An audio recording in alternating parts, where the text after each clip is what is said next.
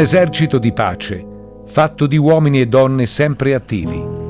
La protezione civile, chiamata a intervenire negli scenari più disparati, è questo.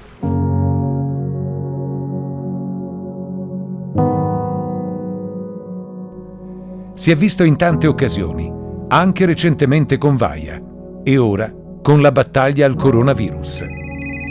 Un meccanismo ottimamente oliato, con compiti chiari e gerarchie definite.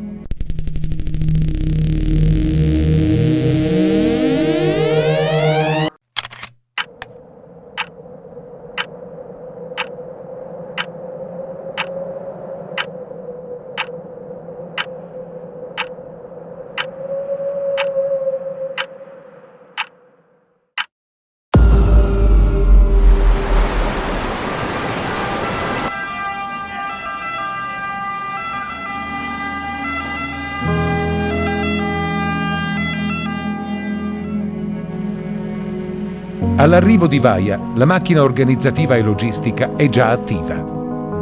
Nei giorni precedenti, infatti, ha dovuto gestire l'incendio in Valle di San Lucano. Uno scenario complesso, segnato da diversi rischi. Estensione della zona interessata per effetto del vento. Pessima qualità dell'aria per colpa del fumo. 2 escursionisti che per lunghe ore non si trovano.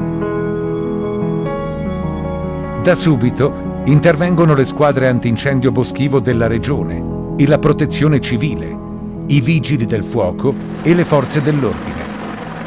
Non ci sono vittime, ma si sa già che non sarà finita. E questa volta i problemi esploderanno ad ampio raggio.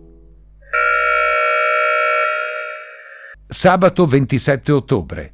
Le prime avvisaglie di un'ondata di maltempo eccezionale. La mattina di domenica 28 ottobre viene attivata l'unità di crisi. Il presidente della regione, Luca Zaia, ne consegna la gestione all'assessore alla protezione civile, Giampaolo Bottaccin.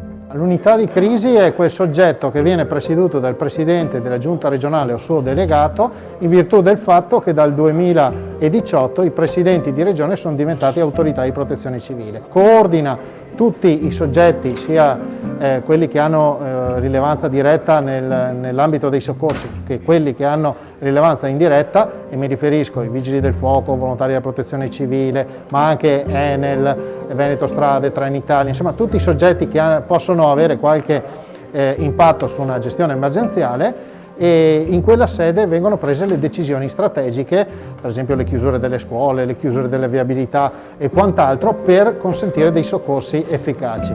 Qui siamo nel cuore operativo dell'unità di crisi. L'unità di crisi prende le decisioni e poi qui dentro c'è il coordinamento in sala operativa, il coordinamento di tutte le attività di soccorso.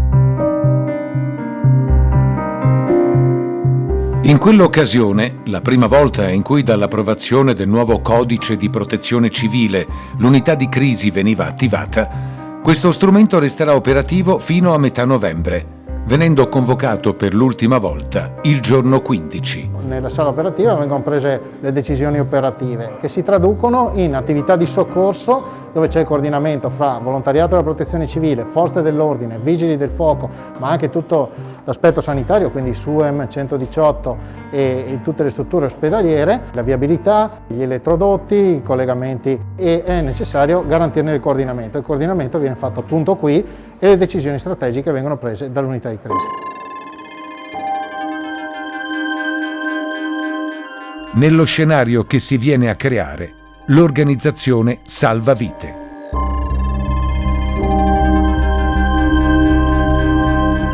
La serata di lunedì, in particolare, lascia segni pesantissimi, ma l'inferno di Vaia, di fatto, si protrae per giorni. Le difficoltà di comunicazione, le strade interrotte, i pericoli che si sommano per tutti, anche per gli stessi operatori in campo, aggiungono complessità al coordinamento delle operazioni di soccorso. Con il passare del tempo, le immagini del disastro si diffondono rapidamente e in Veneto arrivano volontari da altre regioni. In quei 19 giorni, gli interscambi con le autorità locali e gli operatori sul campo sono continui. e secondo una precisa gerarchia operativa, coordinati da Marghera. Così succederà per l'unità di crisi Covid, anche se il tempo di attività si rivelerà ben più lungo.